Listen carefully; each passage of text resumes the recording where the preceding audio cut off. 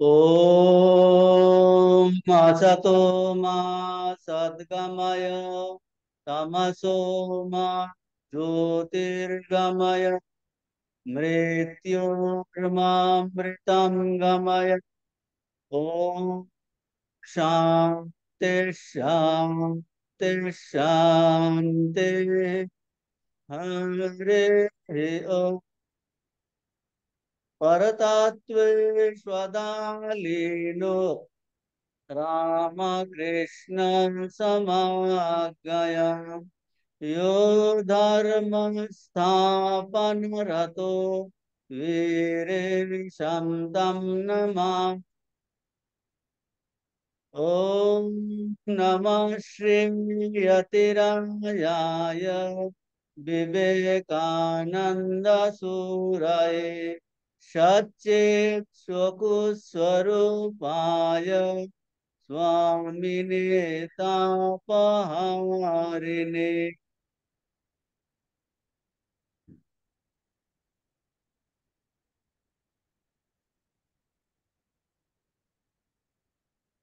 আমাদের আলোচ্য বিষয় হলো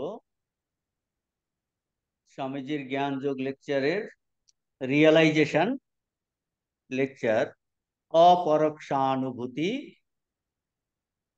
কঠোপনিষদের উপর এই বক্তৃতা। গত ক্লাসে আমরা যা আলোচনা করেছি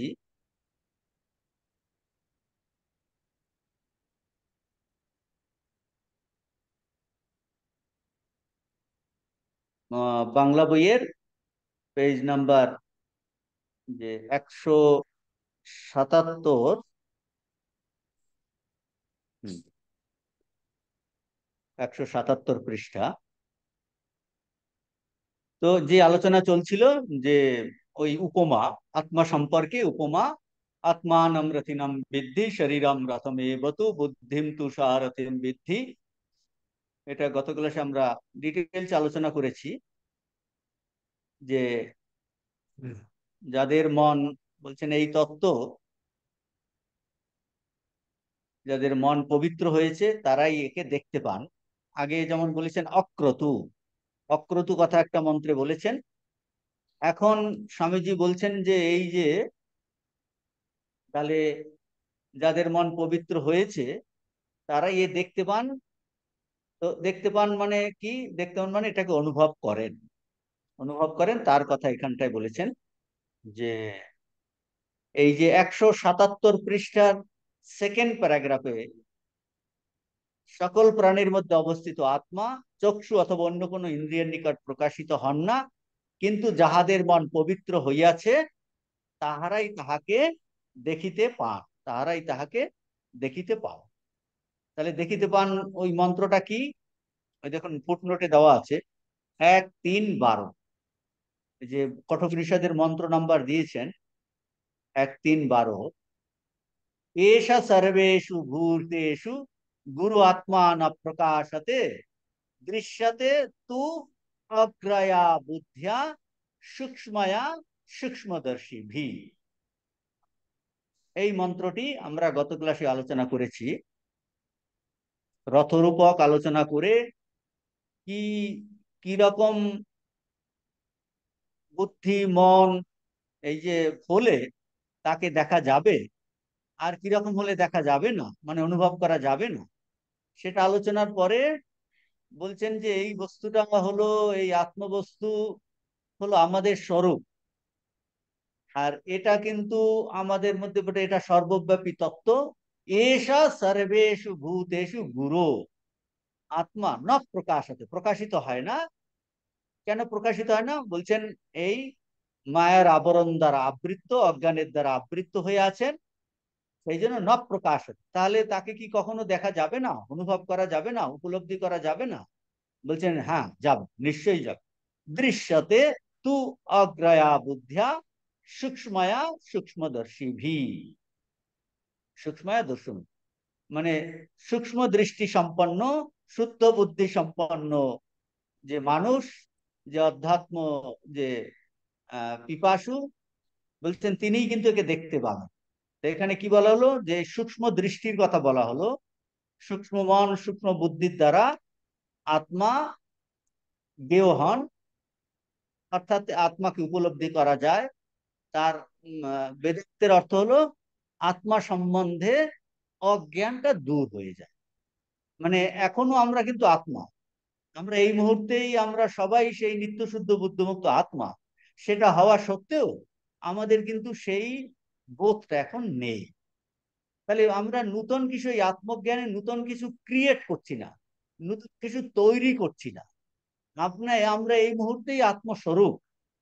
তাহলে কি হবে বলছেন, এই সূক্ষ্ম দৃষ্টি, সূক্ষ্ম মন, সূক্ষ্ম বুদ্ধি, অর্থাৎ কিনা সূক্ষ্ম শুদ্ধ বুদ্ধির দ্বারা আত্মা জ্ঞেয় হন, মানে আত্মা সম্পর্কে আমাদের যে বর্তমান অজ্ঞানতা আছে সেইটা দূর হয়ে যায়, অজ্ঞানটা দূর হয়ে যায়। তাহলে বুদ্ধি কি করছে? আমাদের প্রত্যেকেরই কিন্তু বুদ্ধি আছে। আমরা এখন ক্লাস করছি, শুনছি, আমরা মনে করি হ্যাঁ আমার বুদ্ধি আছে বই কি। তাহলে বুদ্ধির দ্বারা আত্মবিষয়ক অজ্ঞান নাশ হয়ে যাবে। অর্থাৎ এই বর্তমান বর্তমান বুদ্ধিটা আর আমাদের আত্মা প্রকাশে প্রতিবন্ধক না হবে না, প্রতিবন্ধকটা চলে যাবে। বুদ্ধিটা যদি অশুদ্ধ হয় তাহলেই সেটা প্রতিবন্ধক হয়। আর অশুদ্ধ মানেটা কি? রাগ আর দেশ। রাগ দেশ হলো প্রতিবন্ধক, রাগ দেশ হলো অশুদ্ধ বুদ্ধি, শুদ্ধ বুদ্ধি হলো রাগ দেশ বিবর্জিত। তো রাগ দেশটা যখন চলে যাচ্ছে, অর্থাৎ কিনা আত্মা সম্পর্কে এইটা হলো প্রতিবন্ধক। সেই প্রতিবন্ধক না থাকার জন্য, বুদ্ধি শুদ্ধ হওয়ার জন্য নিত্য প্রকাশমান আত্মা প্রকাশিত থাকবে।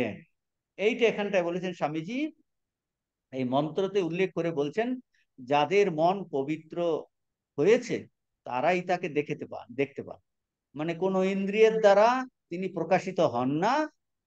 তাহলে কি তিনি কোনো কালে আত্মাকে আমরা জানতে পারবো না, ভগবানকে জানতে পারবো না, উপলব্ধি করতে পারবো না? বলছেন না, আমাদের কাজ হলো আমাদের মনটাকে শুদ্ধ করা, পবিত্র করা।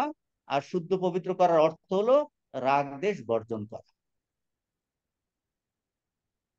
তাহলে শুদ্ধ বুদ্ধির দ্বারা যাদের আত্মবিষয়ক অজ্ঞান নাশ হয়েছে তারাই তাকে দেখেন, মানে অনুভব করেন, অর্থাৎ কিনা নিজেকে আত্মস্বরূপ বলে উপলব্ধি করেন। তখন কি হবে? এখন সেই জন্য স্বামীজি এখন পরের মন্ত্র 1315, এই মন্ত্র বলছেন। 1315 দেখুন আপনারা। অশব্দম স্পর্শমরূপমপ্যয়ম তথা অরসম নিত্যম অগন্ধবচ্চয়ৎ অনাদি অনন্তম মহতঃ পরম ধ্রুবম নিচায়ে মৃত্যুমুখা প্রমুচ্যতে। তো স্বামীজি ওই 1312 মন্ত্রের পরে 1315 মন্ত্রের কথা বলছেন। তারপরে আসবে গিয়ে মন্ত্র নাম্বার 1314। স্বামীজি এইভাবে ব্যাখ্যা করছেন, 1312, তারপরে স্বামীজি 1315, অশব্দম অস্পর্শম। অশব্দম অস্পর্শম মানে সাধারণ অর্থ কি? যিনি কিনা শব্দ, স্পর্শ, রূপ, রস, গন্ধের অতীত, যিনি অব্যয়, যার আদি নাই অন্ত নাই, যিনি এই প্রকৃতির অতীত, অপরিণামী, তাকে যে উপলব্ধি করে তিনি কি হবে? তিনি কিন্তু মৃত্যু থেকে মুক্ত হন। অশব্দম অস্পর্শম অরূপম, সব অ দিয়ে বলেছেন, মানে নেগেটিভ। তিনি শব্দের অতীত, স্পর্শের অতীত, রূপের অতীত, রসের অতীত, গন্ধের অতীত। আর তিনি কি? তিনি অব্যয় এবং তার আদি অন্ত নাই, যার আদি অন্ত নাই। অনাদ্যনন্তম মহত পরম ধ্রুবম। মহত পরম ধ্রুব, মহৎ মানে এই যে সমষ্টি বুদ্ধি, এটাকে প্রকৃতিও বলেছেন, পুরো মহৎ। তো তার কথা এখানটায় বলেছেন মহত পরম অব্যক্তম। এইগুলো এখানটায় ব্যাখ্যা করেননি, এগুলো মহত পরম পরম অব্যক্ত, মহতের থেকে পরম অব্যক্ত, অব্যক্ত থেকে পুরুষ অপর, পুরুষান্ন পরম কিঞ্চিৎ। এই মন্ত্রগুলো এখানে স্বামীজি নেননি, এগুলো একটু টেকনিক্যাল মন্ত্র তো, তিনি ওয়েস্টার্ন অডিয়েন্সকে বলছেন, কাজে এই মন্ত্র পুরোটার বলেননি। অর্থাৎ কিনা সংক্ষেপে বলে দিয়েছেন তিনি এই মৃত্যু, এই সমস্ত প্রকৃতির অতীত। এই যে আমরা যত দেশ কাল, এগুলো সব প্রকৃতির মধ্যে, দেশ কাল নিমিত্ত, তো তার অতীত যিনি, তা সেটাকে এখানে বলছেন যিনি প্রকৃতির অতীত। আর কি? অপরিণামী, যার পরিণাম হয় না, অর্থাৎ কিনা বিকার হয় না। আমাদের বর্তমানে যা অভিজ্ঞতা, সবকিছুর পরিণাম হয়, বিকার হয়, পরিবর্তন হয়, তিনি অপরিণামী, অবিকারী। এই রকম বস্তুকে যিনি উপলব্ধি করেন, তাকে যে উপলব্ধি করেন, সে তার কি হয়, সে মৃত্যু থেকে মুক্ত হয়। এই মন্ত্রটা এখন স্বামীজি বলছেন, স্বামীজি বলছেন তিনি মুক্ত হন, মুক্ত হন। এখন এই মন্ত্রটা তাহলে এখানেও, তাহলে এই মন্ত্রের লাস্টে আছে মৃত্যু মুখাত প্রমুচ্যতে, নিচাইয়ে তান মৃত্যু মুখাত প্রমুচ্যতে। এখান থেকে আমরা শুরু করছি। নিচাইয়ে, নিচাইয়ে মানে তাকে জেনে। তাহলে আত্মজ্ঞান লাভের আরেকটি এই যে প্রেরণা, প্রেরক, আগে দুটো প্রেরকের কথা বলেছিলাম আমরা। আত্মজ্ঞান লাভের যে সমস্ত শোক থেকে আমাদের নিবৃত্তি, আর একটা প্রেরক কি, আর একটা প্রেরক এখানে আবার বলছেন যে প্রেরণা শক্তি বা প্রেরক শক্তি বলছেন, তাকে জেনে, আত্মাকে জেনে মানুষ অমরত্ব প্রাপ্ত হয়, মৃত্যু মুখ থেকে সে মুক্ত হয়ে যাবে। মৃত্যু মুখাত প্রমুচ্যতে, মৃত্যু মুখ থেকে মুক্ত হয়ে যায়। যিনি আত্মাকে স্বরূপে জানেন তিনি অমর হন। সেই আত্মার স্বরূপ কি, স্বরূপ কি রকম, যাকে জানলেই অমর হওয়া যায়। আমাদের উদ্দিষ্ট যে যে আত্মা, তার স্বরূপ এখানে ঋষি নিষেধ মুখে বলছেন। নিষেধ মুখে মানে না বোধক দিয়ে বলছেন।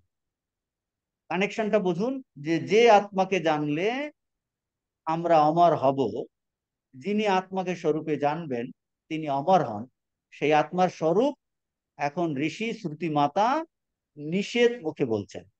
কি বলছেন?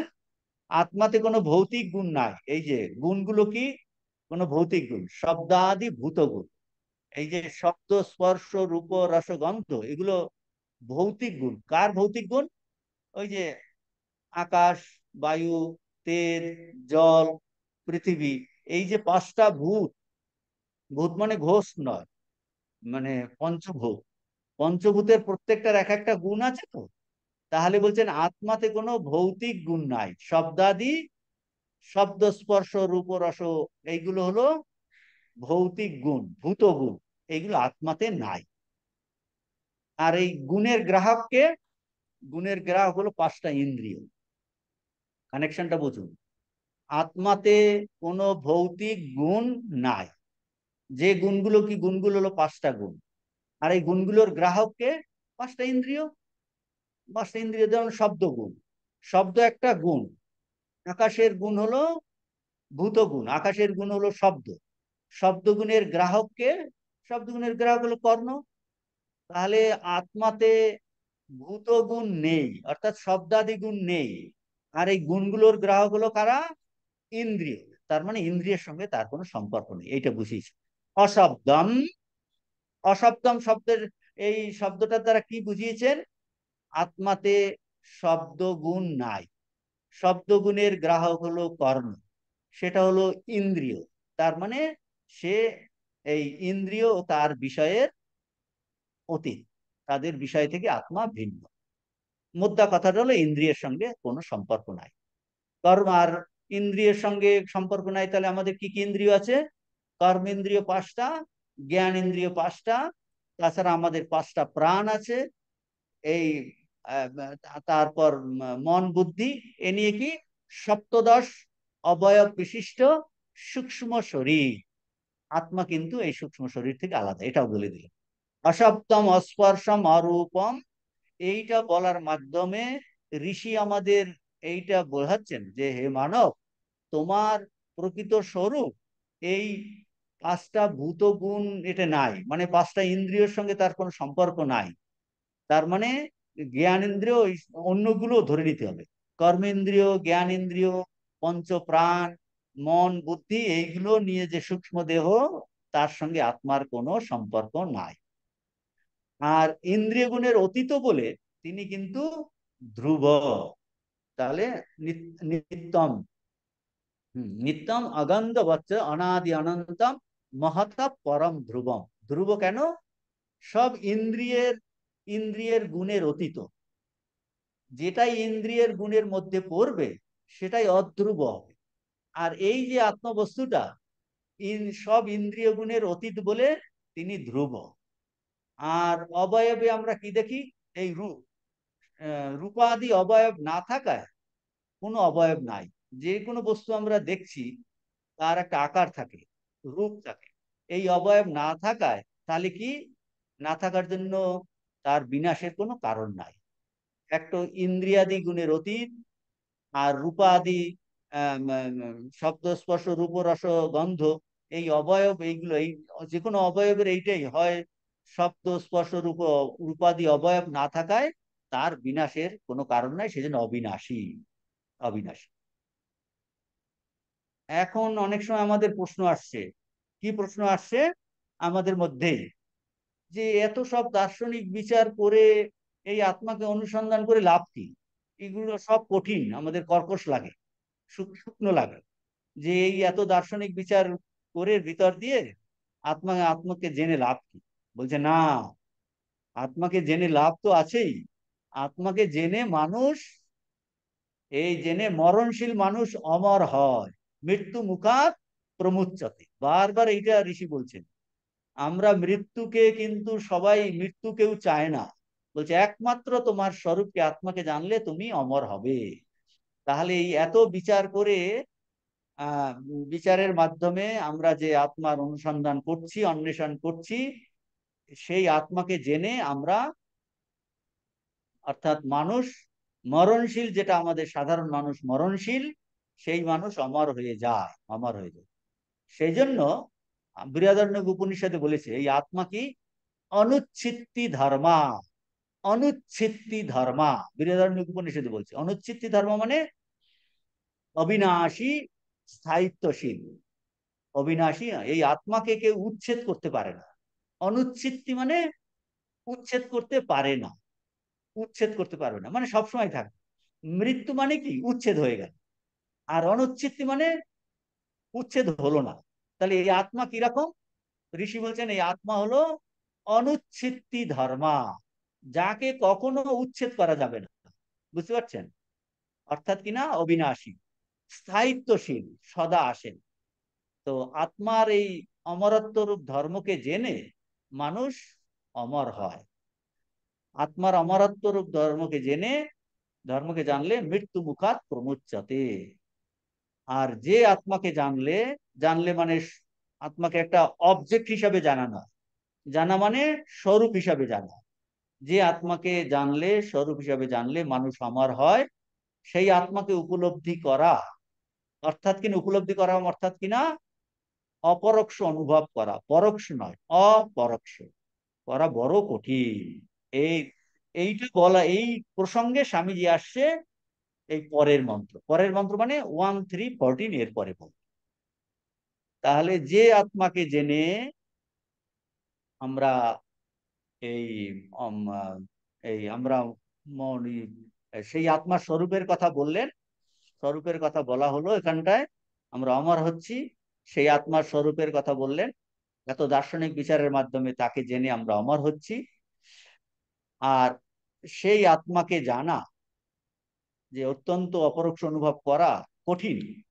এখন স্বামীজি এই উপনিষদের অন্যতম শ্রেষ্ঠ মন্ত্রের কথা উল্লেখ করছেন। কি উল্লেখ করছেন?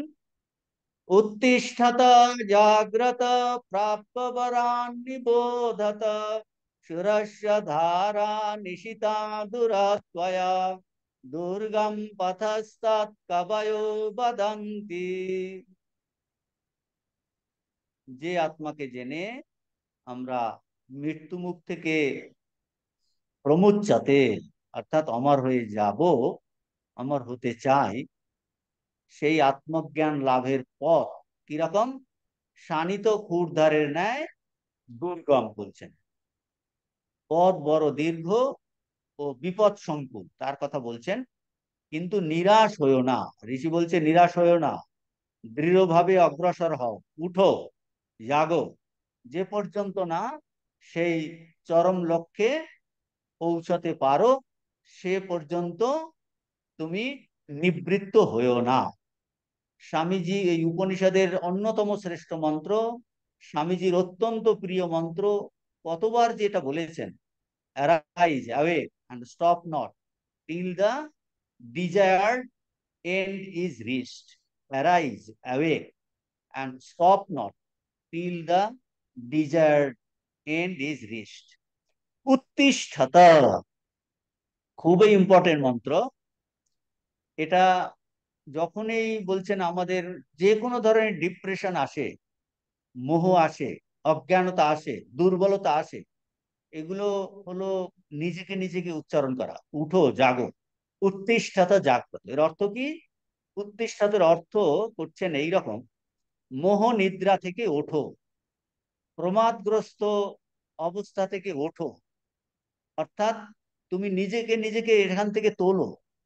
যেমন গীতাতে ভগবান বলছেন, উদ্ধারে আত্মনা আত্মানাম, নিজেকে যে উচ্চ মন দ্বারা নিজেকে, লোয়ার মনটাকে তোলো। ঋষি এখানে বলছেন উত্তিষ্ঠত, মোহ নিদ্রা থেকে ওঠো, প্রমাদগ্রস্ত অবস্থা থেকে ওঠো। তাহলে প্রমাদ কি? এই যে আমি কে এইটা না জানা, আমি কে তার বিচার না করা, অর্থাৎ আমার শুদ্ধ স্বরূপকে না জেনে ঘুমিয়ে থাকা। ঘুমিয়ে থাকা মানে ঘুমিয়ে থাকা নয়, ঘুমিয়ে থাকা মানে নিজের শুদ্ধ স্বরূপকে না জেনে জীবন ধারণ করা।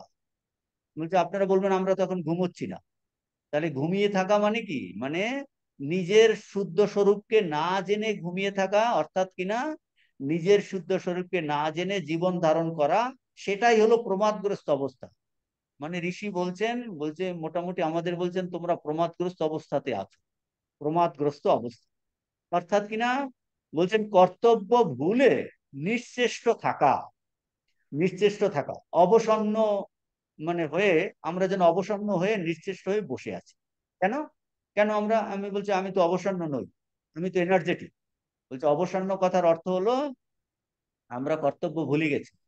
আপনি বলবেন না না আমি তো কর্তব্য করছি, সকালবেলা উঠে থেকেই কত কর্তব্য করছিস, রান্না করছি, খাওয়া দাওয়া করছি, স্কুলে যাচ্ছি, কলেজে যাচ্ছি, বাজারে যাচ্ছি, ব্যবসা বাণিজ্য করছি, এগুলো তো কর্তব্য আমি করছি।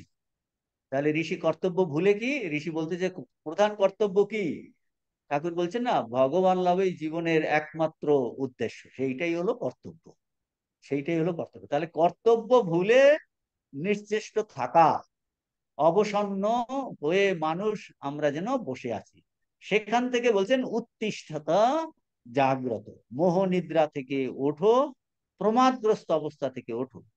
নিজের অবস্থা না জানা, নিজের শুদ্ধ স্বরূপকে না জানা, সেটা সম্পর্কে বিচার না করা, এই গড্ডালিকা প্রবাহে জীবন ধারণ করা, এটাই হলো কি প্রমাদগ্রস্ত অবস্থা। সেই প্রমাদগ্রস্ত অবস্থা থেকে ঋষি আমাদের ধাক্কা দিয়ে তুলছে, এটা বলি উত্তিষ্ঠত। আর কি? জাগ্রত। জাগ্রতটা কি? জাগ্রতটা মানে বীর্য সহকারে, শক্তি সহকারে এগিয়ে চলা, পুরুষকার অবলম্বন করা, পুরুষকার অবলম্বন করে আত্মজ্ঞান লাভের চেষ্টা করা।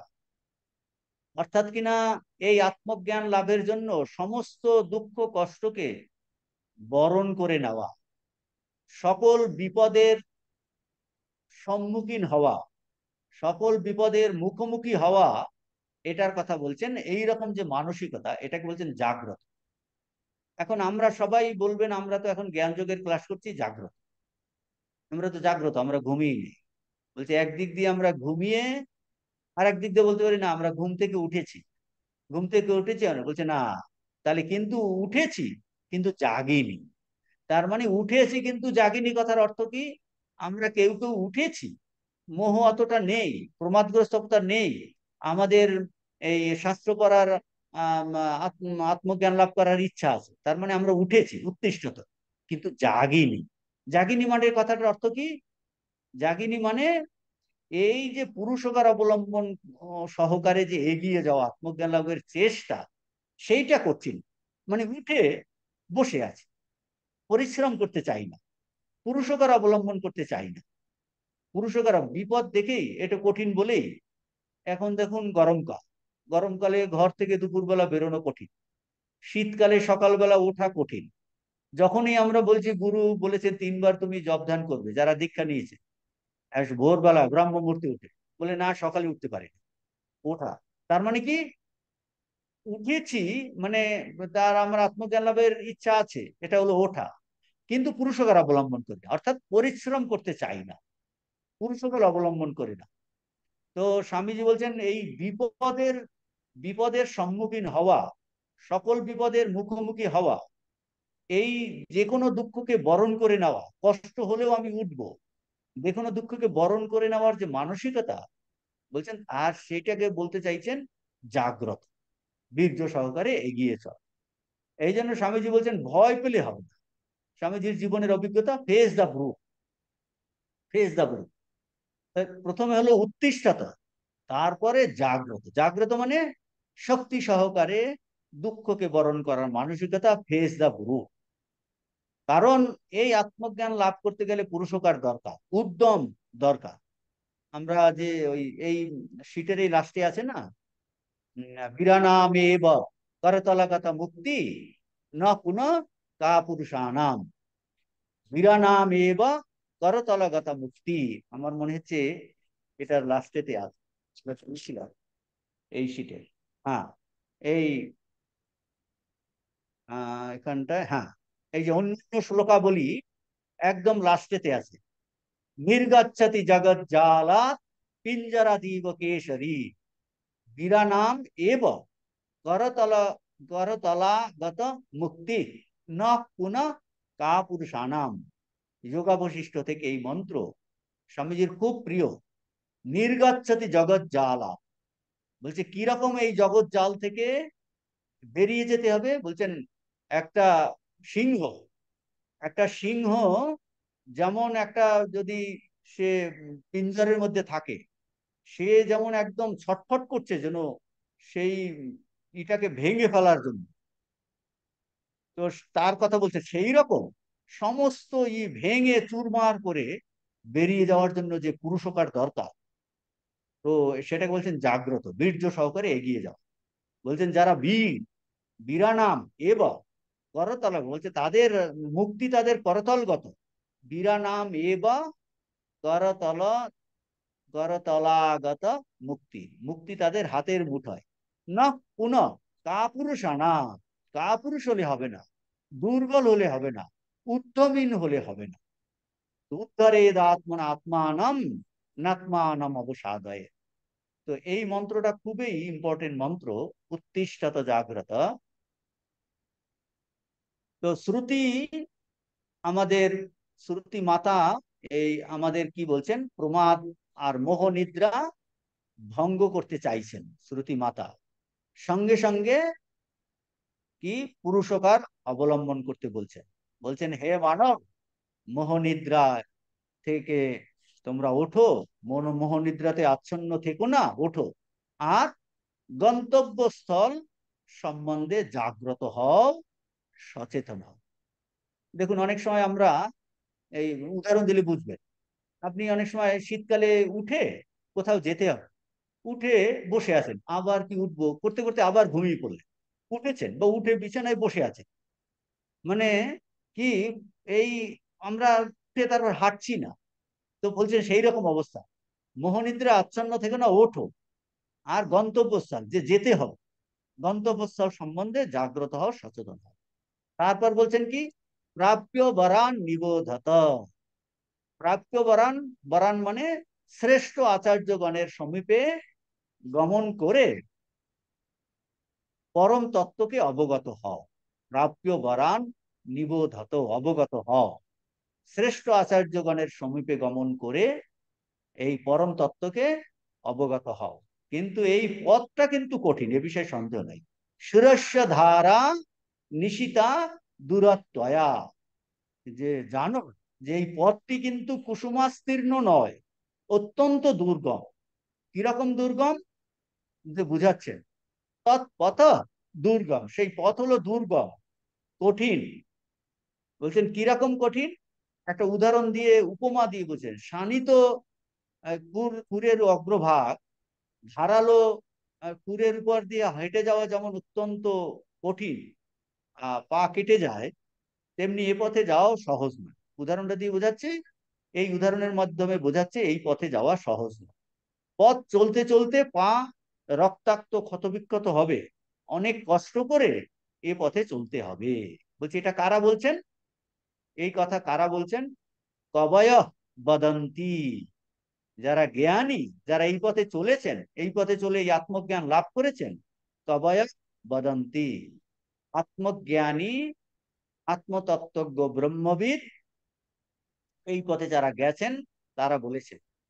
তার মানে এই আত্মজ্ঞান লাভের পথ, ভগবান লাভের পথ, ঈশ্বর দর্শন, এটা কিন্তু বলছি it is a greatest challenge of our life.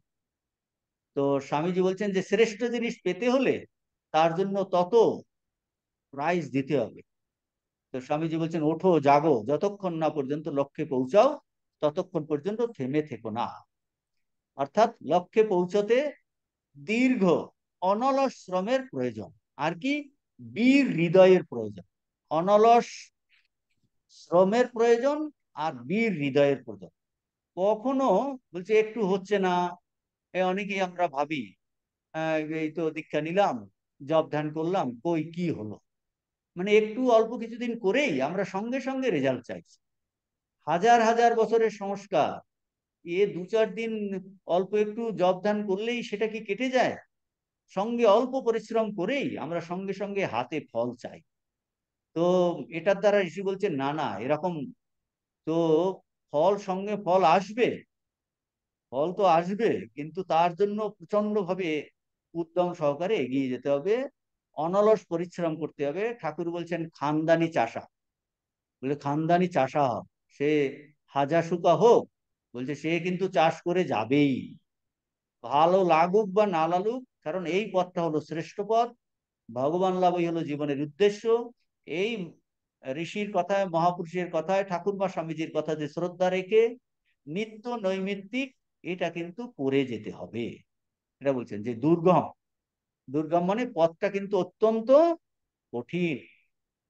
আরো এটার দ্বারা আরো কি বোঝাতে চেয়েছে, দুর্গম পথ, কঠিন পথ, কাজেই জেনে শুনে পথ চলতে হবে। আপনি চোখ বুজে পথ চলতে পারবেন না, কারণ চোখ বুজে চলার মতো নয়, চোখ বুজে নয়, কোনো একটা লোভের বশবর্তী হয়ে নয়, ভাবালুত হয়ে স্বপ্নের ভিতর দিয়ে চলা নয়, এটাও বুঝেছে। মানে যেহেতু এই পথটা কঠিন, আপনি কারো কাছ থেকে, যারা এই বিষয়ে কোনো অভিজ্ঞতা নেই, নিজ তো বই পড়ে আমি একটা শুরু করলাম, বলছে না, পথটা অত্যন্ত দুর্গম, কঠিন বলেই এই পথ জেনে শুনে পথ চলতে হবে, চোখ বুজে নয়, কোনো ভাবালুতার আশ্রয় করে নয়, লোভের বশবর্তী হয়ে নয়।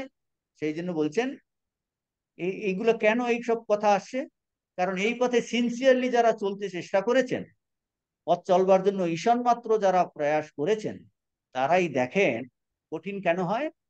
এটার দ্বারা বোঝাতে চাইছেন যতই আমরা মনকে যতই সূক্ষ্মে নিয়ে যাই, ততই স্থূল বিষয় সে আঁকড়ে ধরতে চায়। আপনি মনটাকে দেখবেন, যারা সকাল সন্ধ্যা জপ ধ্যান করার চেষ্টা করেন, মনটাকে কনসেন্ট্রেট করার চেষ্টা করেন, দেখবেন যতই আপনি মনকে সূক্ষ্ম দিয়ে নিয়ে যেতে চাইছেন, মন তত স্থূলকে আঁকড়ে ধরতে চাইছে। কারণ দীর্ঘদিন আমরা স্থূল বস্তুকে আমরা আলোচনা করেছি, তার প্রতি আমাদের ভালোবাসা। তো এখন আপনি বলছেন না, আমি এখন ইষ্ট চিন্তা করব, শ্রী রামকৃষ্ণের চিন্তা করব, মায়ের চিন্তা করব। তো সেই ইষ্ট দেবতার চিন্তা করতে গিয়ে যে তার জ্যোতির্ময় মূর্তির চিন্তা করব, সেটা অত্যন্ত সূক্ষ্ম জিনিস, শুদ্ধ জিনিস, পবিত্র জিনিস, অতীন্দ্রিয় বস্তু, চেতন, বলছেন চিৎ ঘন কাল, এইটা তো আমাদের অভিজ্ঞতা নাই। কাজেই সে কি করে, ওই জিনিসে এটাকে ধরতে না পেরে স্থূল জিনিসে চলে যায়। সেই জন্য দেখবেন আমরা এই কাজকর্ম করা তো ভালোই, জপ ধ্যান করাটাও কঠিন, কনসেন্ট্রেশন করা। আপনি মন্দির পরিষ্কার করে, আপনি ফুল তুলে মন্দির পরিষ্কার করলেন, ফুল তুললেন, এগুলো তো ফিজিক্যাল কাজ, সহজ। কিন্তু যেই জপ ধ্যানে বসলেন, হ্যাঁ সেটা কঠিন হয়ে পড়ে। তো তাহলে ওই মন্দির পরিষ্কার করা, ফুল তোলা, নিষ্কাম কর্ম, এগুলো কি বৃথা? বলছে না, বৃথা নয়। ওইগুলো করে করে বাহ্য পূজা থেকে অন্তর পূজাতে আসতে হবে, মানস পূজাতে আসতে হবে। এইগুলো দেখাচ্ছেন স্থূল থেকে সূক্ষ্ম, সূক্ষ্ম থেকে সূক্ষ্মতর।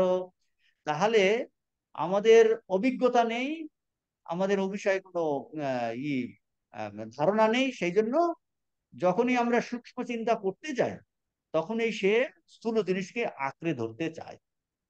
কিন্তু জিনিসটা তো অত্যন্ত সূক্ষ্ম, এ বিষয়ে কোনো সন্দেহ নাই। শিবনাথ বলেছিল যে তিনি বেহেড হয়ে যান। বলছে, তোমরা ইট বালি এইসব চিন্তা করে তোমাদের মাথা ঠিক রইলো, আর আমি যার চৈতন্যে, জগৎ চৈতন্য, সেইটা চিন্তা করলে আমি হয়ে পড়লাম, বেহেড হয়ে পড়লাম। কাজেই এই হলো চৈতন্য, সূক্ষ্ম জিনিস। আত্মবস্তুটা হলো চৈতন্য স্বরূপ, আত্মাই হলো জ্যোতির্ময় চৈতন্য স্বরূপ। সেই চৈতন্যের আমাদের তেমন অভিজ্ঞতা নেই, ধারণা নেই। তো তো সেই জন্য বলছেন যে মনটাকে আমরা যতই সূক্ষ্ম করি, শুদ্ধ করি, সেই শুদ্ধ মন দ্বারা যখন আত্মচিন্তা করি, ইষ্ট দেবতার চিন্তা করি, সে চট করে স্থূলকে ধরতে চায়। কিন্তু এই চৈতন্য স্বরূপ আত্মা, ইষ্ট দেবতাও চৈতন্য স্বরূপ, এটাকে, এই পথে তো আমাদের যেতেই হবে, পথ আমাদের চলতেই হবে, না চলে থেমে থাকার উপায় নাই। কারণ এছাড়া কল্যাণের দ্বিতীয় কোনো রাস্তা নাই। এছাড়া কল্যাণের দ্বিতীয় কোনো রাস্তা নাই। কাজেই চলতে গেলে আপনাকে এই যাবতীয় দুঃখ, দুঃখ এ বরণ করেও নিতে হবে, অতিশয় মূল্য দিয়ে আত্মজ্ঞান লাভ করতে হবে। প্রথমে এইটা কিন্তু ক্লিয়ার করে নিতে হবে যে আত্মজ্ঞান লাভ করবাম শ্রেষ্ঠ লাভ, অমরত্ব প্রাপ্তি, সমস্ত শোক দুঃখ থেকে মুক্তি। কিন্তু তার জন্য তো মনটাকে শুদ্ধ করতে হবে। যেই মনটাকে শুদ্ধ বললাম, সে স্থূলকে ধরে রাখতে চাইছে। এই জন্য বলছে চোখ বুজে চললে হবে না, ভাবালুতার বসে হবে না, তোমাকে ধাক্কা খেতেই হবে। তা সত্ত্বেও দুঃখ কষ্ট এলেও আমরা কিন্তু এই ভগবানকে ছাড়বো না, আত্মজ্ঞান লাভের পথকে ছাড়বো না। এইটা ঋষি আমাদের সাবধান করছেন। বলছে বিপদ আসবে, যারা সৎ পথে চলে, সত্য কথা বলে, দেখবেন তাদের দুঃখ। যারা অসৎ পথে চলে, অসৎটা বলছে, তারা তো হেসে খেলে বেড়াচ্ছে। যেন আপনারও মনে হবে আমি সৎ পথে চলছি, সৎ চিন্তা করছি, এসব করার চেষ্টা করছি, আমারই এত দুঃখ, অন্যেরা এসব করছে না জন্য আনন্দ। আমরা শুধু সামান্য অংশ একটু দেখছি। কারণ চৈতন্যকে লাভ, আত্মজ্ঞান লাভ করতে হলে আপনাকে সূক্ষ্মের মধ্য দিয়ে যেতে হবে। এই সব দুঃখ কষ্ট আপনাকে বরণ করে এই পথে যেতে হবে। এই কথা এখন বলছেন। তো তার জন্য বললেন এই উপনিষদের শ্রেষ্ঠ মন্ত্র, উত্তিষ্ঠত জাগ্রত প্রাপ্য বরান নিবোধত, স্বামীজি এই বলছেন। এই প্যারাগ্রাফের 177 পৃষ্ঠার সেকেন্ড প্যারাগ্রাফের লাস্টে কয়েকটা লাইন দেখুন। কিন্তু তাহাকে উপলব্ধি করা বড় কঠিন, এই পথ শানিত ক্ষুরধারের ন্যায় দুর্গম, পথ বড় দীর্ঘ ও বিপদ। দীর্ঘ বলেছেন, দীর্ঘ বলেছেন। আর দীর্ঘ কেন? আমরা বলছি দীক্ষা নিয়ে 1 বছরের মধ্যেই ভগবান পকেট আসছে, মোটেও নয়। এটার কিন্তু দিনের পর দিন, মাসের পর মাস, বছরের পর বছর, ইভেন জীবন, লাইফ আফটার লাইফ এটা করে যেতে হবে। দীর্ঘ বলেছে, দীর্ঘ ও বিপদ সংকুল, প্রতি মুহূর্তেই বিপদ আসবে, প্রলোভন আসবে। নচিকেতাকে যমরাজ কত প্রলোভন দেখিয়েছেন, চিন্তা করে দেখুন। ওইগুলো সব সে ডিসকার্ড করেছে। বড় দীর্ঘ বিপদ সংকুল, কিন্তু নিরাশ হইও না, উদ্ধারের আত্মা আত্মা নাম। বলছে কখনো ডিপ্রেশন। আর একটা শ্লোকের কথা আমরা বলছি, তম বিদ্যাত দুঃখ সংযোগ বিয়োগম যোগ সঙ্গীতম স নিশ্চয়েন যোক্তব্য যোগ অনির্বিন্ন চেতসা। অনির্বিন্ন চেতনা মানে বীরেশ্বরানন্দজি এই শ্লোকের কথা খুব বলতেন। বলছে আনডিপ্রেসড মাইন্ড, আনডিপ্রেসড মাইন্ড নিয়ে এটা কিন্তু করে যেতে হবে। আমরা জ্ঞান যোগের ক্লাস করছি, অন্য ক্লাস করছি, জপ ধ্যান করছি, নিষ্কাম কর্ম করছি, মন্দিরে যাচ্ছি, জপ ধ্যান, বলছে সব আনডিপ্রেসড মাইন্ড দিয়ে করতে হবে। অনির্বিন্ন চেতসা, অনির্বিন্ন, বিপদ সঙ্গে বলে নিরাশ হইও না। নিরাশ ভাবে করলে হবে না। কি হবে কে জানে, সবসময় ডিপ্রেসিভ মোড, বলছে না। তাহলে ডিপ্রেশন তো আসছে, তাহলে কি করতে হবে?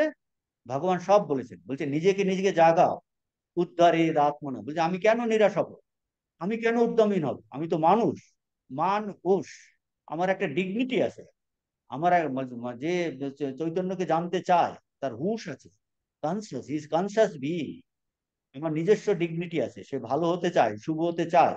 বলছে নিরাশ হয়েও না, দৃঢ়ভাবে অগ্রসর হও, দৃঢ়ভাবে উঠো, জাগো, এবং যে পর্যন্ত না সেই চরম লক্ষ্যে পৌঁছিতে পারো সেই পর্যন্ত নিবৃত্ত হয়েও না, নিবৃত্ত হও না। নিবৃত্ত হওয়ার কোনো প্রশ্নই নেই।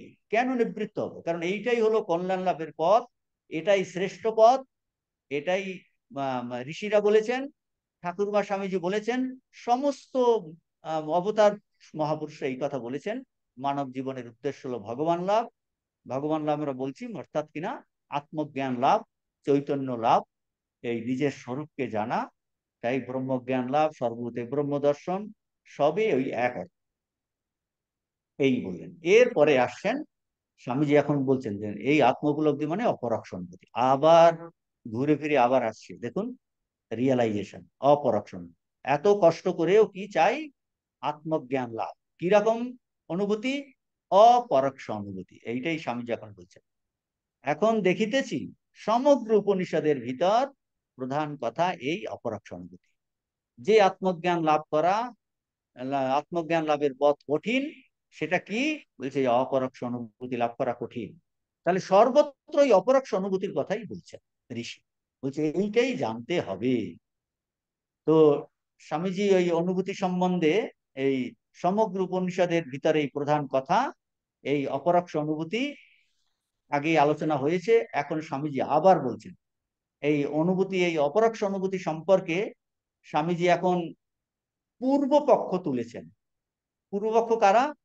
আধুনিক মনের আমাদের যে সন্দেহ, আধুনিক মনের যে সংশয়, তাদের কথা বলছেন। এবং আরো বলছেন যে এই আত্মজ্ঞান লাভের উপকারিতা বিষয়ে নানা প্রশ্ন তুলে স্বামীজি তার সমাধান করছেন। যে স্বাভাবিকভাবেই আমাদের প্রশ্ন তো আসে, কেন আসে? কারণ আত্মজ্ঞান লাভ হয়নি, সেই জন্য সন্দেহ থেকেই যায়, সন্দেহ থেকে যায়।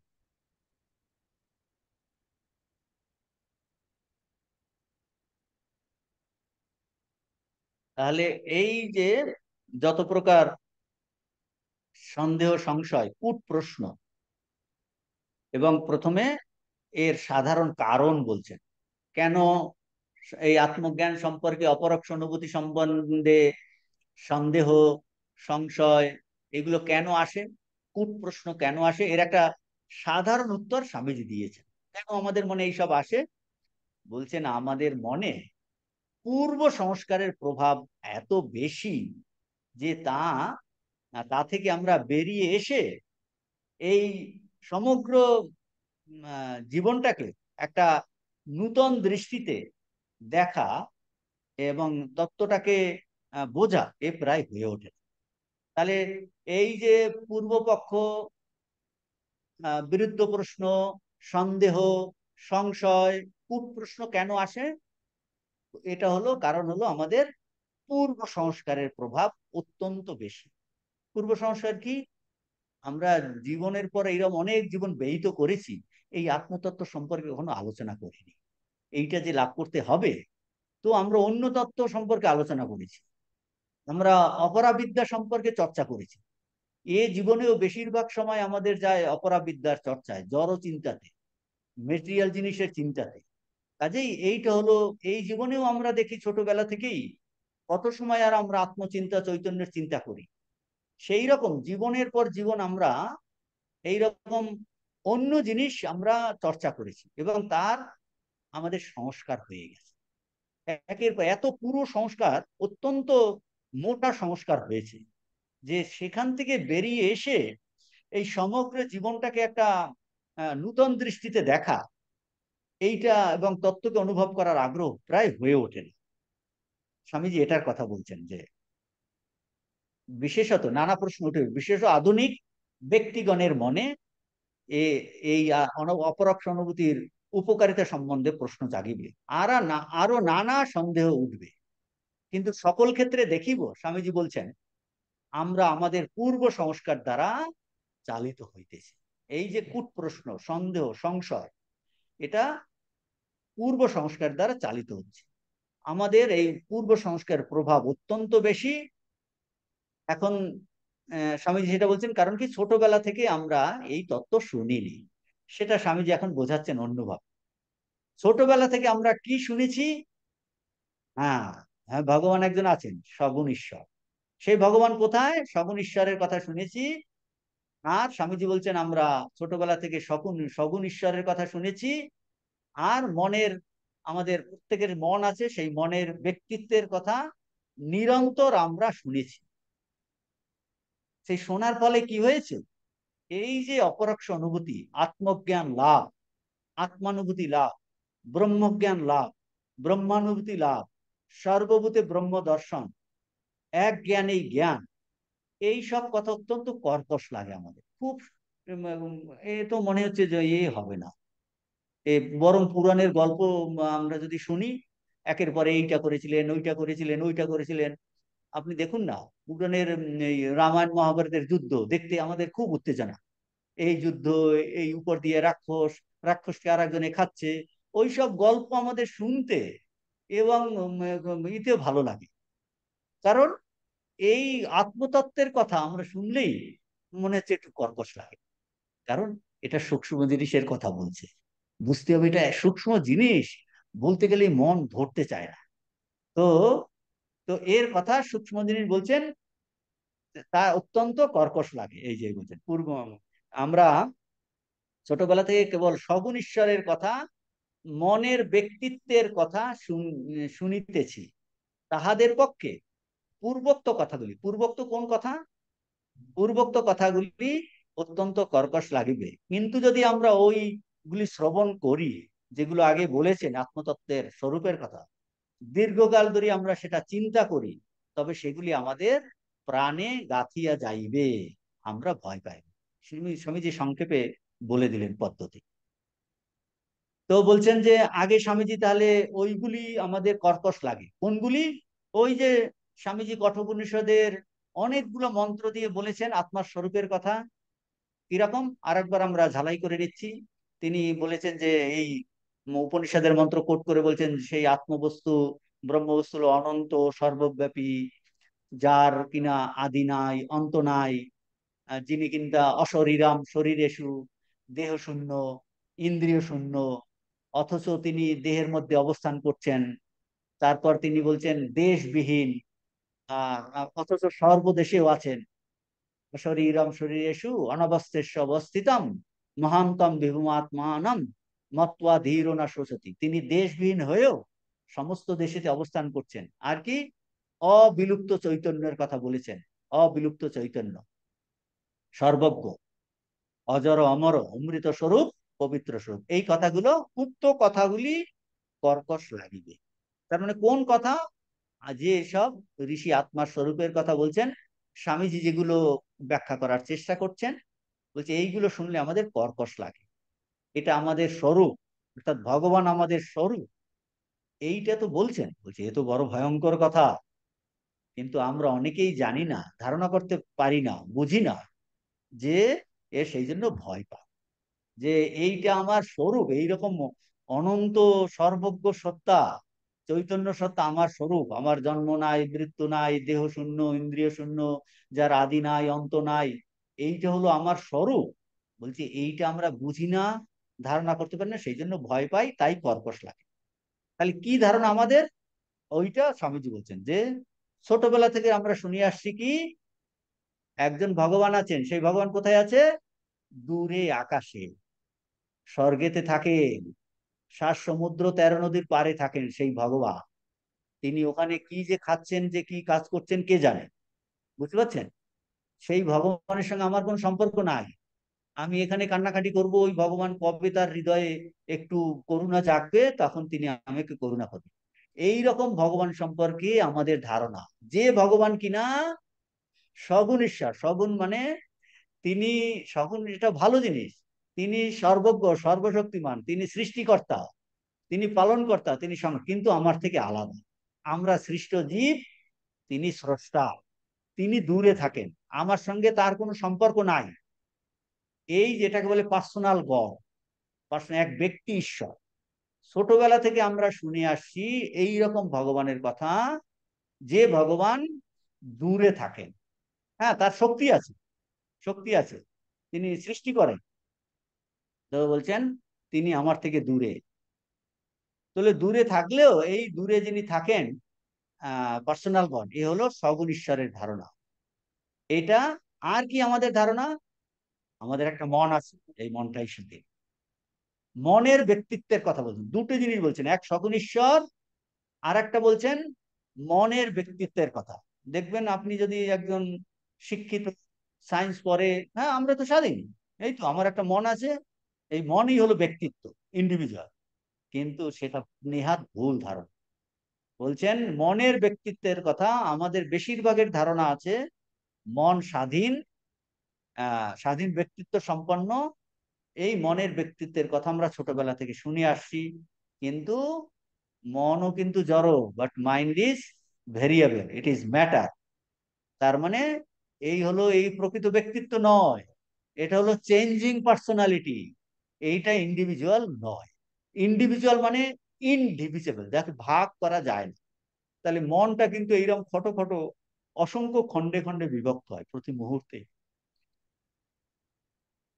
তো বলছেন যে এই ভুল ধারণা, ভুল ধারণা মানে কি, একটা লোয়ার ট্রুথটাকে আমরা ফাইনাল ধরে বসে আছি। সগুণ ঈশ্বর কোনো অসুবিধা নেই, হতে পারে, কিন্তু আমার সঙ্গে পরে দেখাচ্ছে সেই ভগবান যিনি সর্বব্যাপী ভগবান, তো সগুণ ঈশ্বরকে যদি সর্বব্যাপী বলি, তাহলে আমাকে বাদ দিয়ে কিন্তু সর্বব্যাপী হতে পারেন। আর যদি ভগবান সর্বব্যাপী না হন, সর্বব্যাপী না হন, তিনি এক জায়গাতে থাকেন, তাহলে আর তিনি কি করে এই অন্য জিনিসগুলো সৃষ্টি করবেন? তো স্বামীজি বলছেন যে ছোটবেলা থেকে এই রকম ধারণার জন্য আমাদের এই আত্মতত্ত্ব, ব্রহ্মতত্ত্ব অত্যন্ত কর্কশ লাগে।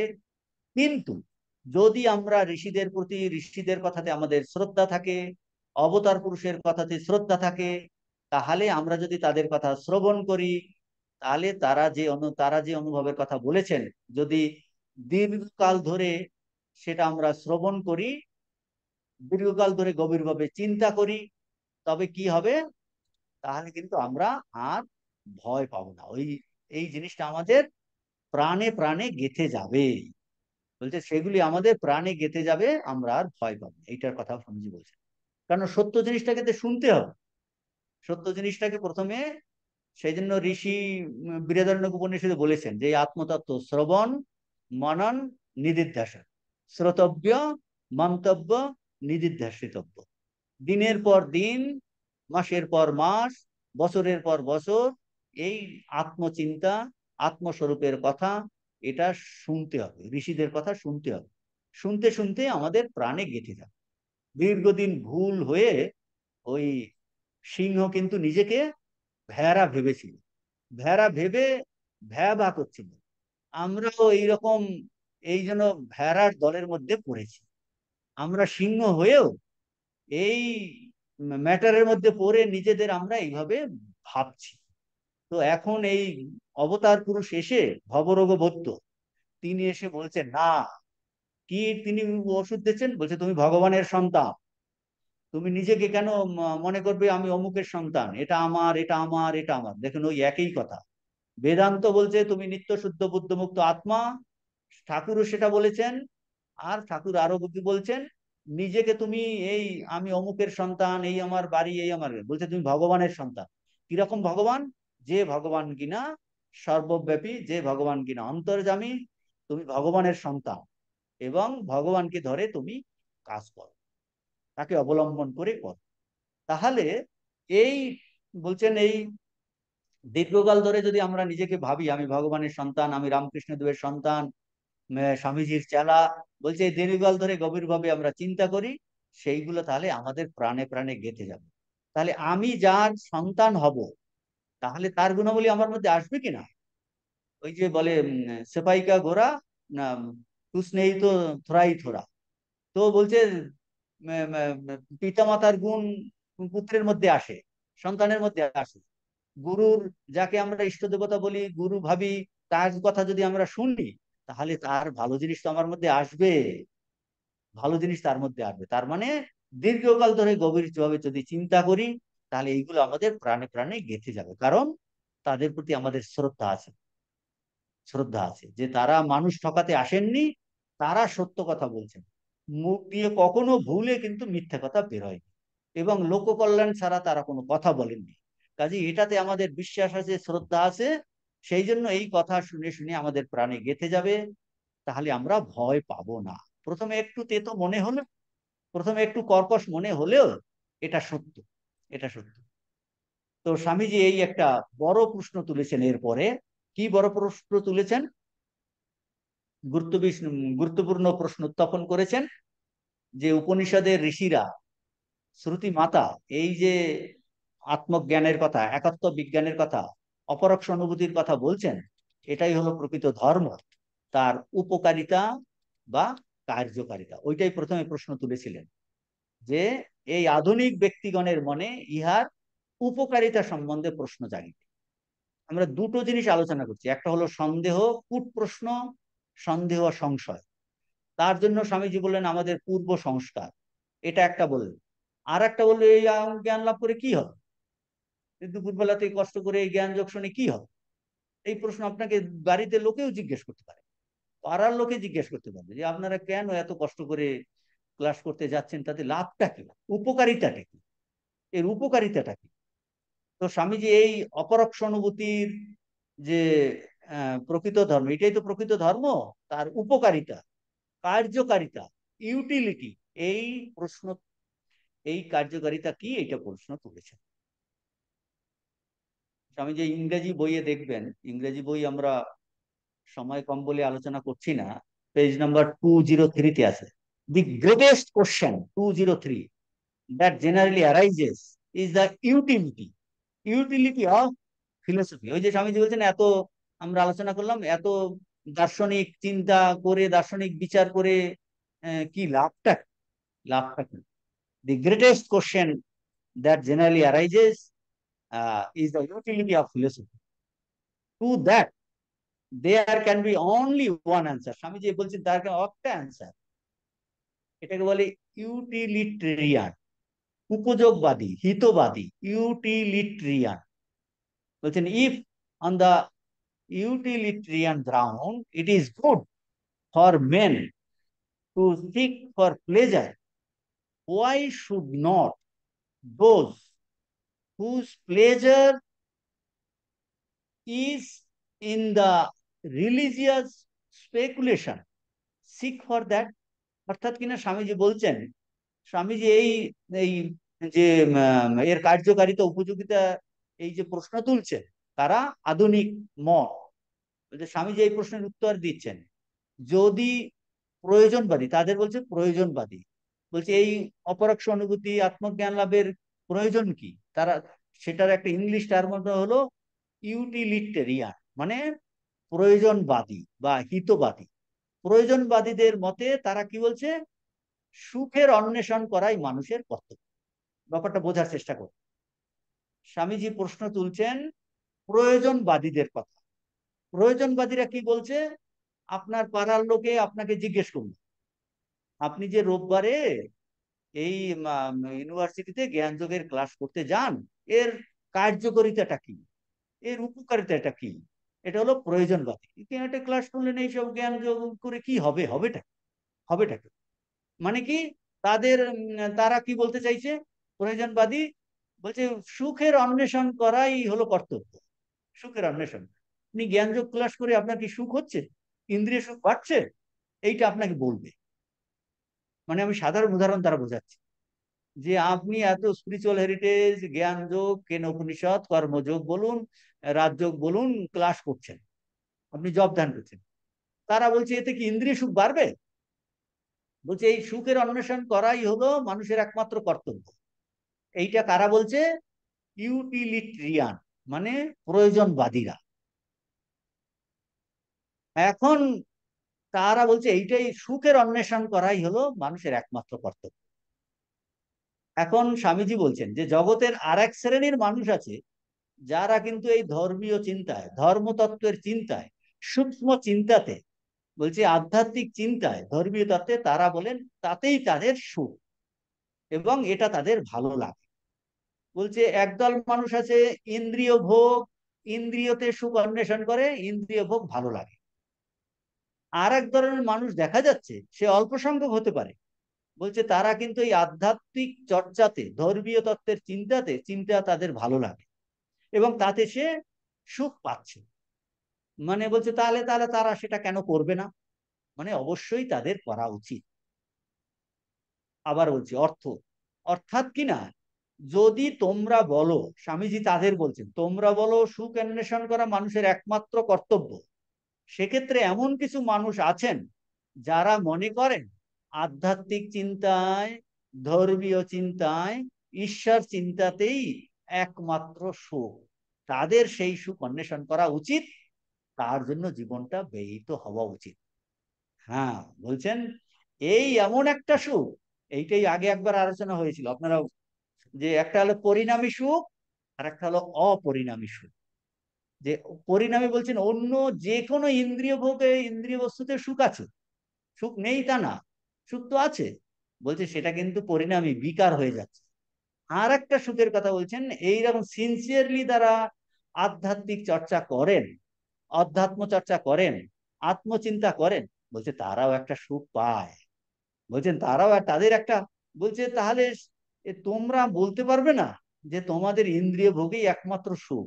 আর এক শ্রেণীর মানুষ আছেন যারা, যাদের, যারা মনে করেন আধ্যাত্মিক চিন্তায়, ধর্মীয় চিন্তাতেই, ঈশ্বর চিন্তাতেই একমাত্র সুখ এবং সেই সুখটা হলো অপরিণামী সুখ, তাদের সেই সুখ অন্বেষণ করা উচিত।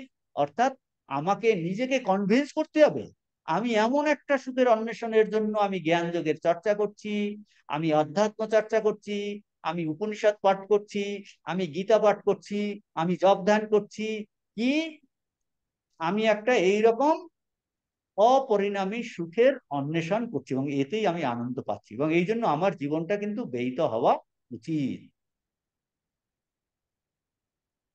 ব্যয়িত হওয়া উচিত। এইটার কথা স্বামীজি এইটা বলছিলেন। দেখুন এর লাস্টের দিকে, তবে হ্যাঁ, প্রধান 177 লাস্টে, এর পরের 178, প্রধান প্রশ্ন অবশ্য দর্শনের উপকারিতা, কার্যকারিতা সম্বন্ধে। উহা, উহার কেবল একই উত্তর দেওয়া যাইতে পারে, যদি প্রয়োজনবাদীদের মতে সুখের অন্বেষণ করা মানুষের কর্তব্য হয়, তবে আধ্যাত্মিক চিন্তায় যাহাদের সুখ, তাহারা কেন না আধ্যাত্মিক চিন্তায় সুখ অন্বেষণ করিবে। দেখা যায় এরকম, এটা ভালো করে উদাহরণ দ্বারা বোঝাবেন স্বামীজি। যদি প্রয়োজনবাদীদের, ওই যে ইউটিলিট্রিয়ান, প্রয়োজনবাদীদের মতে সুখের অন্বেষণ করা মানুষের কর্তব্য হয়, তবে আধ্যাত্মিক চিন্তায় যাহাদের সুখ, তাহারা কেন না আধ্যাত্মিক চিন্তায় সুখ অন্বেষণ করিবে। অর্থাৎ তারা তো অবশ্যই করবে এবং তাদের করা উচিত। অনেকে বিষয় ভোগে সুখী হয় বলিয়া বিষয় সুখের অন্বেষণ করে, বিষয় সুখে সুখ বলে, বিষয় ভোগে সুখ বলে বলছে বিষয় সুখের অন্বেষণ করে। কিন্তু আবার এমন অনেক লোক থাকিতে পারে যাহারা উচ্চতর ভোগের অন্বেষণ করে, উচ্চতর ভোগের অন্বেষণ। তার মানে দেখুন, একটা জিনিসেই সবাই কিন্তু সুখ পায় না। এখন স্বামীজি সেটা উদাহরণ দিয়ে বোঝাবে, একদম মানে কড়া উদাহরণ দিয়েছেন স্বামীজি। কড়া উদাহরণ দিয়েছে, একটা কুকুরের উদাহরণ দিয়েছে। স্বামীজি বলছে কুকুর সুখী কেবল তাহার আহার ও পানে। একটা পুরনো গরুর হাড়, কিছু হাড় আপনি দিন, ও ওইটাকে খেয়ে খেয়ে সুখ পায়, আহার ও পানে।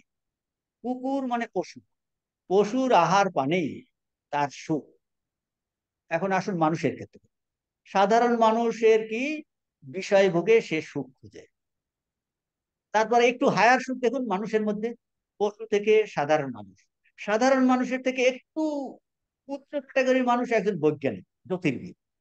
সে কি করছে, এই আকাশের দিকে তাকালেই আপনার মনে হবে কত কোটি তারা, নক্ষত্র। সে কি করছে, একটা পাহাড়ের উপর একটা ওখানে অফিস করে, হ্যাঁ অ্যাস্ট্রোনমার, বলছে কি করছে, একজন বৈজ্ঞানিক জ্যোতির্বিদ, বিষয় সুখকে জলাঞ্জলি দিয়ে কেবল কয়েকটি তারার অবস্থান জানার জন্য হয়তো পাহাড়ের চূড়ায় বসে আছে, স্বামীজি বলছেন। তিনি যেন তিনি তাতে অপূর্ব সুখ লাভ করেন। তা একজন সাধারণ মানুষ, একটা একটা কুকুর কি করে বুঝবে বলুন? কুকুর কি করে বুঝবে এই যে রহস্য সন্ধান, অনুসন্ধান? বলছেন একজন বিজ্ঞানী যে রিসার্চ করছে, তাহলে একটা কুকুর, একজন সাধারণ মানুষ সেইটা বুঝতে পারবে? এটা পারবে না। কুকুর, স্বামীজি বলছে, কুকুর হয়তো তাকে দেখে হাসবে এবং পাগল মনে করবে। কাকে? ওই জ্যোতির্বিদকে দেখে হাসবে, পাগল মনে করবে। আর সাধারণ মানুষও তাকে পাগল বলবে। বলছে একটা উদাহরণ দিচ্ছি। শ্রীলঙ্কাতে আমাদের আশ্রমে একজন খুবই একজন ভালো ভক্ত। তো সে স্বামীজির আইডিয়া নিয়ে যত পারো বলছে, দাও দাও, ফিরে নাহি চাও, যদি থাকে হৃদয় সম্বল। বলছে সবাইকে সে সাহায্য করবে। তার সে জীবনে ব্রত নিয়েছে, যেন তেন প্রকারের সময় দিয়ে হোক, ফিজিক্যাল দিয়ে হোক, অর্থ দিয়ে হোক, সে সবাইকে যে যা বলে সেইটাই করে দেয়। আর লোকে তাকে, ওই তার কাছে যায়, ওখান থেকে সাহায্য নেয় আর ঠকায়। ওই ভদ্রলোক, সে বোকা নয় কিন্তু, সব জানে, সব জেনে কিন্তু এই যে নিঃস্বার্থ ভাবে করছে, এটাই সে ব্রত নিয়েছে। বলছে এই অন্যের জন্য একটু একটা ভালো কথা, একটু একটা ঠাকুর মাসের জীবনী বলা, তার একটা পরিবারকে দেখা, তাকে একটু পৌঁছে দেওয়া, ডাক্তারের কাছে নিয়ে যাওয়া, অন্যকে বলা একে একটু সাহায্য করুন। মানে যে যা বলছে উনি তাই করছেন। মানে অন্যের জন্য জীবনটাকে নিজে ব্যয়িত করছেন। ব্যয়িত করে লোকে তাকে ঠকিয়ে তার থেকে নিচ্ছে। বলছে লোকে হাসছে, কিন্তু ওই ভদ্রলোক কিন্তু করে যাচ্ছেন। তিনি যে এইটা থেকে যে সুখ পাচ্ছেন, একজন বিষয়ী ভোগী এটার কি বুঝবে বলুন তো? বুঝতে পারবে না। সমূহ কিন্তু সে ঠকেছে। স্বামী যে প্রশ্ন তুলেছেন, বলছেন জেসাস ক্রাইস্ট, তিনি সকলের মঙ্গল করছেন, বলছেন তিনি ক্রুশবিদ্ধ হয়েছেন। বলছে তাতে কি? তার ক্রুশবিদ্ধতার জন্য কোটি কোটি মানুষ তাকে দেখুন, তিনি হলেন দেবতা। বলছেন তিনি ক্রুশবিদ্ধ হয়ে, যদি ধরেন ক্রুশবিদ্ধ হয়েও শাস্তি পেয়ে তার শরীর চলে গেছে, বলছেন তিনি হলেন হৃদয়ের দেবতা। তো বলছেন একজন, একটা কুকুর তার সমস্ত ভোগ ইন্দ্রিয়তে, আহার পানে, সাধারণ মানুষ বিষয় ভোগে সুখ খোঁজে, একজন জ্যোতির্বিদ সুখ সুখ খুঁজছেন কি একটা নক্ষত্র কোথায় কি, তার কিভাবে এলো। বলছে কুকুরও সেটা বুঝবে না, সাধারণ মানুষ তো তাকে পাগল বলবে। তো এই কথা বলছেন। তো ঠাকুর এখন দেখুন না, ঠাকুরকে কত লোককে তাকে হাসতো, উপহাস করতো। কেন? বলে এ তো দেখছি মথুরের মতো, মধুরের লোট তার হাতের মুঠো, কিন্তু তাকে ধরে একটু আখের কুটিয়ে নিল না। কি? বলে ও হালদার, হালদার মানে বলছে ও পুরু, ও বামুন, তুই কি করে বাবুকে বাগালি? সে তাকে বুট জোতা দিয়ে তাকে ই করলো। বলছে এত বাবু তার হাতে ভাবছে যে কিছু মন্ত্র করে বাগিয়ে নিয়েছে। কিন্তু কখনোই তার মনে আসেনি। মতুর জমি লিখে দিতে চাইছিল, দিল না, লাঠি দিয়ে মারতে গেছে, লাঠি দিয়ে তাকে মারতে গেছে, তুই আমাকে বিষয় করতে চাস? তো সাধারণ লোকে এটা কি বুঝবে? এই স্বামীজি এই ইম্পর্টেন্ট প্রশ্নটা তুলেছেন। এই যে আত্মজ্ঞান লাভ, অপরোক্ষ অনুভূতি লাভ, এইটা যে শ্রেষ্ঠ লাভ, এই সাধারণ জিনিসের দ্বারা আপনি তুলনা করে এটা বুঝতে পারবেন না। একজন, স্বামীজি এই এই কথা অন্যান্য লেকচারেও তুলবেন। একজন জ্যোতির্বিদ তারার গতি জানছে, তাই একজন বাচ্চা ছেলে গিয়ে বলছে, আচ্ছা এইটা করে আমি আমি কি একটা আমি লজেন্স পাবো, একটা ক্যান্ডি পাবো আপনার যদি ওইটা দেখলে? মানে একটা হাইয়েস্ট জিনিসকে একটা সামান্য ঠুকনো জিনিসের দ্বারা আপনি এটার, তার কিমতি আপনি করতে চাইছেন। কিন্তু স্বামীজি বলবে হ্যাঁ, এতে শ্রেষ্ঠ উপকার আছে, শ্রেষ্ঠ সুখ আছে, এটাও স্বামীজি বলবে। এখন এই প্যারাগ্রাফ হলো অত্যন্ত বড় প্যারাগ্রাফ। মোটামুটি অনেকটা আমাদের এই জিনিসটা আলোচনা করেছি। আরো আসবে, সেটা আমরা পরের ক্লাসে করব। কারো কোনো প্রশ্ন আছে? প্রশ্ন আছে? এ পর্যন্ত অনেকটা আলোচনা হয়েছে, আমরা ভাবছি পরের ক্লাসে সেটা করব। এই বড় প্যারাগ্রাফ এই ক্লাসে সেটা কিন্তু হবে না, সময় শেষ হয়ে গেছে। ওরা মহারাজ, যাদের প্রশ্ন আছে করুন।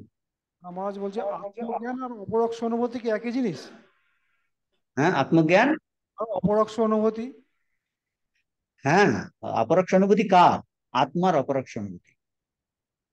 হ্যাঁ, মানে আত্মা, আমরা এই মুহূর্তে আত্মা, কিন্তু আমাদের অপরোক্ষ অনুভূতি নাই, পরোক্ষ অনুভূতি আছে। পরোক্ষ অনুভূতি থাকার জন্যই আমি করছি। আমরা নিজেকে আত্মা বলে জানি, কিন্তু তার স্বরূপে জানি না, আচ্ছা জানি। অপরোক্ষ অনুভূতি মানে আত্মার অপরোক্ষ অনুভূতি। মহারাজ, আপরোক্ষ অনুভূতির জন্য তো ইন্দ্রিয়াতীতের মানে ইয়ে দরকার, কিন্তু আমাদের তো ইন্দ্রিয়াতীত হওয়া তো বড় মুশকিল মহারাজ। হ্যাঁ, এই তো, সেই জন্য তো বলেছেন যে এই ইন্দ্রিয়ের দ্বারা ইন্দ্রিয়াতীত অবস্থাতে যেতে হবে। সেই জন্য বলছেন এই সমস্ত যে নাবিরত দুশ্চরিতা নাশান্ত না সমাহিত, আমরা এই জিনিসগুলোকে আমরা কি করছি? আমরা প্রথমে পাপ কর্ম থেকে বিরত বলছেন, ইন্দ্রিয়কে সংযম করার কথা বলছেন, তারপর ইন্দ্রিয়কে মনেতে আত্মাতে একাগ্র করার কথা বলছেন, তারপর আরো নিঃস্বার্থ হতে বলেছেন। তার মানে এই ইন্দ্রিয়ের মাধ্যমে, এই দেহ ইন্দ্রিয় মনকে অবলম্বন করেই আমরা দেহ ইন্দ্রিয় মনের বাইরে যেতে পারবো, এইটাই ঋষিরা দেখাচ্ছে দেখাচ্ছে। বলুন, নেক্সট প্রশ্ন বলুন, শোনা যাচ্ছে না। বলছি একটা ব্যক্তিগত কথা জিজ্ঞেস করি, আমি 3 মাস আসতে পারিনি, আমার শরীর খারাপ ছিল, অপারেশন হয়েছিলাম হার্নিয়া, তার জন্য কোনো চিঠি দিতে হবে? এটা, না না, এটা ওই নিচে গিয়ে বলুন, এটার উত্তর এখানে আর দেওয়া যাবে না। এটা আচ্ছা কিছু না। এটা আপনি অন্য কোনো প্রশ্ন আছে নাকি পটভূমির সম্পর্কে করুন। আচ্ছা, এতে কোনো আমার অসুবিধা হলো তো? আমার ক্লাসে ক্লাস করি না 3 মাস। না, অসুবিধা নেই, কিছু নেই, আচ্ছা। আপনি আসছেন আগ্রহ করে, ভালো। মহারাজ, কোনো লাস্ট অসুবিধা কোশ্চেন হলো নেই। ওই অপরিণামী আরেকজন এসছেন, তাকে প্রশ্ন করতে দিন।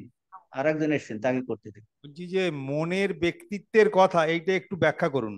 হ্যাঁ, মনের ব্যক্তিত্ব, আমরা এই যে আপনি এসে দাঁড়ালেন না, বলছেন আমি, আমি বলছি আমি একটা ব্যক্তি।